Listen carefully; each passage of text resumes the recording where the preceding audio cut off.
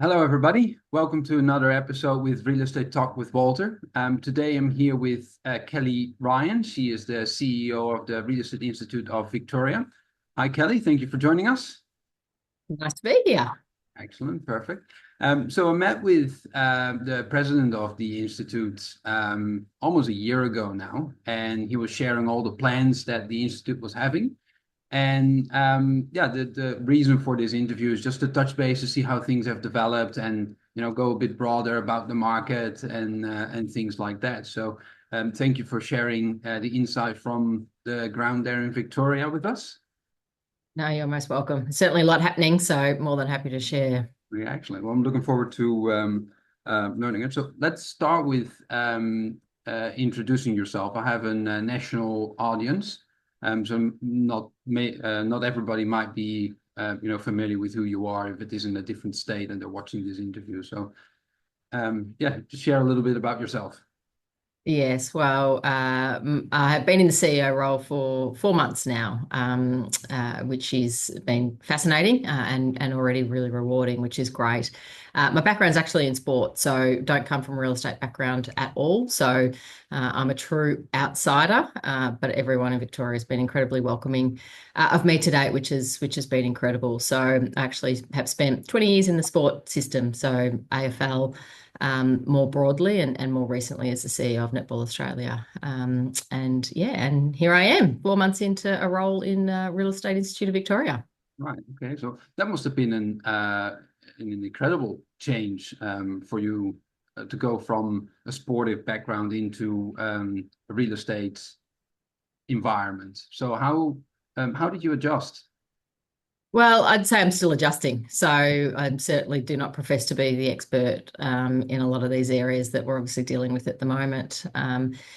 Definitely a lot of similarities. You know, everyone's really interested in talking about sport and everyone's really interested in talking about property and the housing market and all those things, which are incredibly relevant at the moment, especially in Victoria. So huge amount of relevance in both of those areas, huge amount of motion, a lot of motion in sport, a lot of motion when it comes to real estate as well, because often it's your biggest investment that you're trading in and working through. So we fully appreciate that. We're also very highly regulated as an industry, so that's been a real eye opener. You know, sport probably has the license to almost do whatever it wants, whenever it wants, but coming into real estate and seeing the regulation overlays and the governance and the compliance, has certainly been a real eye opener. And getting across the policy and impending legislation change too has again, it's been really interesting, and it's always nice, I think, to put yourself in a new learning environment, not one that ever wants to be sitting in a comfort zone. So, constant personal challenge, is something that I seek and certainly got that here now in this role. Perfect. All right. Well, excellent. Well, thank you for sharing that with us. So Jacob, when I met with him almost a year ago, he was mentioning a few of the projects that the Institute is working on. So I'm keen to learn and find out the updates on that. So one of them was the renovation of your office, and the other one was the modernization of your technology and the programs and what you have on offer for your members. So do you have any updates for us on Yeah, absolutely. I think one of the key things that certainly that I gleaned through my interview process was the Institute really wanted to embrace a new era of transformation. And having already seen a couple of these initiatives that you've mentioned in train before I stepped in, that gave me, a huge amount of excitement that there is genuine intent to undergo a full transformation project. So the big one of those is certainly a relocation of the Institute, having been in this building for over 30 years, where we're sitting in Camberwell at the moment. We've sold this building. We settled on a new building only a couple of weeks ago, which is in Abbotsford. We're currently finalising the final, very, very final elements of the fit out and design for that, with the view to be in March in 25 into what we think is a a really modern, contemporary, progressive office environment. We want to put our staff in a really compelling space. We want to be a destination brand that people want to come and work for us. We want to be people-led, and starting that, process really starts with the inner workings of the institute. So visually, that will be a huge moment of transformation, and that'll give us a really strong catalyst to now jump in and start transforming some other areas of the business as well. And one of those other aspects is, we're right in the middle of a digital transformation where we're moving platforms and systems. So again, try and provide a better experience in the way that our members transact with us and engage with us online. So we are day 2 into that transformation project. So we've flicked off the old system, turned on the new system. The whole team in here is doing their best to try and break it so we can try and fix these little bugs as quick as possible. But so far it's been pretty seamless, and hopefully our members notice a distinct change in some of the ways that we engage with them going forward. Well, that is very exciting. I thought that you're actually renovating the office where you are, but you're actually changing. Yeah, we've done a full move. So we've sold our current building, bought a new building, full new fit out.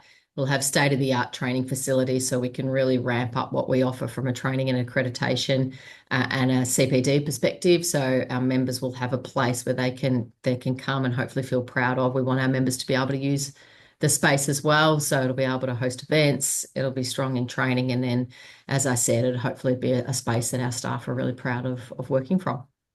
Excellent. Well, thank you for sharing. That is very exciting. So I saw online that you're having the reward for excellence this month. So completely different subject. How's that going? Yeah, it's going really well. So they are our annual awards where we seek nominations in a variety of categories to make sure we cover the breadth and diversity of what our industry represents. So all the nominations have been in. We've announced the finalists under each of the categories. And on the 24th of October at Crown, we will then come together and announce the winners of those. So we're on track for a sellout crowd for that. So if anyone hasn't or bought their tickets and are planning to attend our awards night, then they're definitely going to need to get in quick, because we are expecting about 800 people to attend our awards this year. Excellent. It's very rewarding for someone that is not from Victoria to see how it looks like you've fully recovered.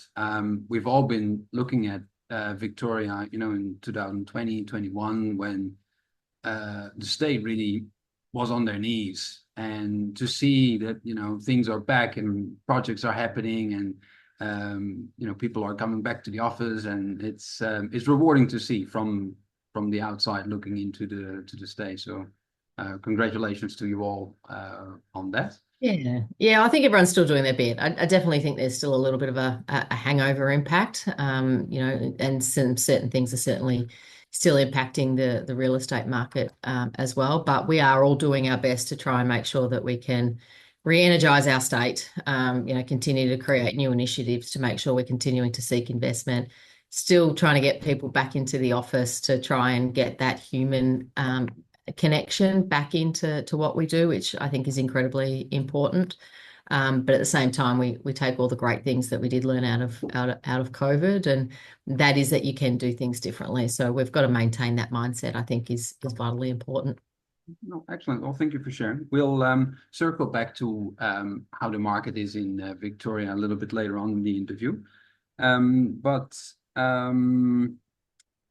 what are your plans for the institutes now moving forward? You just went into technology, you're planning to move. Are there any other plans for maybe the mid to long-term plans that you have for the institute? Yeah, there absolutely is. At the moment, we're kind of working to a 6-month plan, if you like. So that's kind of from June up until December, because we do have a number of really significant projects in work at the moment that are critical to us getting right. And that is the office move, that is the digital transformation project that we're undertaking. We've got a new constitution, which our members can actually vote on right at this particular moment. That's a really significant piece, albeit certainly a little bit drier in terms of, what it stands for, but it absolutely will be critical to allowing us to achieve some of our transformation objectives. If we can get a constitution that's definitely more contemporary, gives us the ability to move a bit quicker without being burdened by some layers of governance, etc. So those three things alone are really significant. And in the middle of all of that, obviously, we need to really start building towards what a new strategic plan can look like for the Institute. So we'll really start working on that in the next few months, bed that down for a few years, and innovation will certainly be at the centre of that. So we've got more than enough to keep us occupied. And obviously, again, when you've got to move offices, we also want to make sure we do that process right by everybody as well. So out of that, again, core focus will be our members. So making sure we're really member centric is going to be absolutely critical to anything we do going forward. Well, thank you. Perfect. So let's have a chat about the market in Victoria. Of course, when you talk about real estate, you have your suburbs, and then you have your outer your outer area, the regional areas, and then you have residential, you have retail, you have commercial, you have industrial. So in an overall summary, how is the market at the moment? Yeah, look, there's a couple of ways to probably answer that. In some respects, the market is strong. We have a lot of properties, residential properties for sale at the moment. So, it certainly represents great opportunity for people to buy. On the flip side of that, we're seeing an enormous amount of pressure on investors actually leaving the market. So after multiple years of change in our investor space, stemming back to before COVID, new regulations, COVID, there was rent freezes and rental restrictions in terms of movement of rental properties into new land taxes, and then more minimum standards, coming into or being touted to come into play middle of next year. It has caused a pretty significant amount of pressure on the investor pool, and we're seeing a lot of them leave the market at the moment. So we're seeing the rental side of things becoming incredibly tight. Vacancy rates the lowest they've ever been. Rental increases the highest they've been in quite some time, because supply is no longer there. So residentially, there's a couple of really critical things at play. Commercially, industrial's not doing too bad, so we're still seeing some strong growth out of the industrial side of things, but we're not seeing it in the office space. So again, talking back to the hangover of COVID, there are still a lot of offices that haven't resumed business as usual in terms of 5-day weeks, have really taken the opportunity to condense the size of their footprints.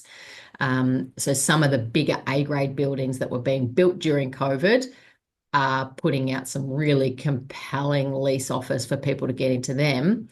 And that's probably seeing a bit of a reluctance of an oversupply of commercial properties and office spaces in the B and C grade type environment. So I think if you look at that in total, you'd say that the city probably still does have a high occupancy or vacancy rate at the moment. So like to see that shift to really get back to pre-COVID standards. But yeah, and again, for us, hospitality industry is also under a huge amount of pressure. So we know our business broking members are doing a lot of business sales in the hospitality space, because that's also become a bit of a tight space for people to work in at the moment. So the tourists haven't returned as much, or international travelers to Victoria, because in WA we do see quite some people coming back, even Yeah. nationally. Yeah, I think it's not only one thing. I definitely think that, migration numbers certainly aren't as high as they've been in the past. I think tourism probably hasn't returned to the levels that it was pre-COVID. We know the cost of living crisis is absolutely a reality here as well, where, even people living within the city and state are questioning, whether they go out for dinner again and those unintended consequences. So probably seeing a multiplier impact. It's not specifically down to one particular aspect of what we're seeing. So in all that, how is retail doing?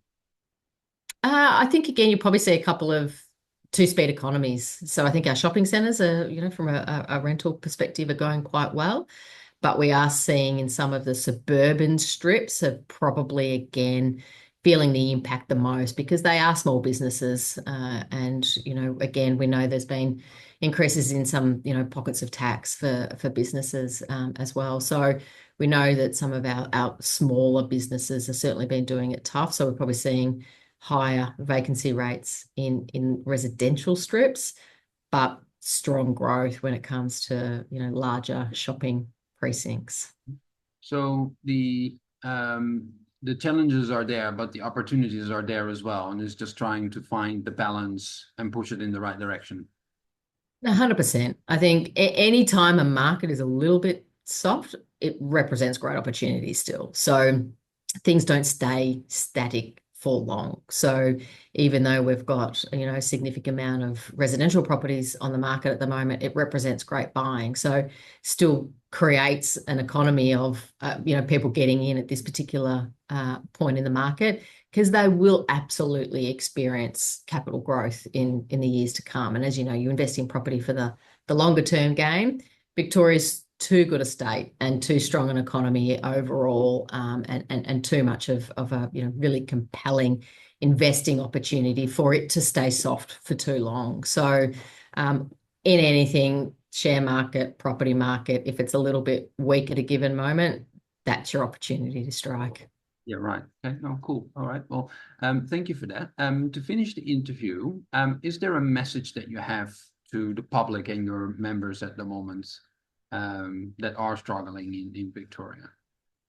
Yeah, obviously from a member point of view, we want to make sure that our members are really well informed of a lot of the things that are happening. So we're spending a lot of time internally trying to work out how we can update our members quicker, and more easily in terms of legislation changes, providing input, being heavily engaged in the consultation process that we are. So certainly encourage any agents or agencies that aren't members of REIV to come on board, because a strong institute means we can certainly have stronger representation of our members and our industry more broadly. And then from a public point of view, obviously, again, any feedback that they've got, we love to get that from our real estate network. And we'd obviously always continue to encourage members of the public to look for an REIV member, because they can be assured that our members are held in a higher regard. So it's presents a much safer opportunity, and when you're selling your largest asset, you want to make sure it's in the right hands. So listing your property with an REIV member is going to hold you in good stead. Okay. All right. Well, perfect. Well, thank you for sharing all this information with us today. You're Um, welcome. what I'll do is I'll share this interview on my socials, and then I'll write an article about it as well. So that will be published. And yeah, we'll try and get your message out to as many people as we can. But for now, thank you for sharing. You're most welcome. Appreciate the opportunity, and thanks for the chat. We'll chat again soon. Cheers. Absolutely. Thank you. Bye. Bye.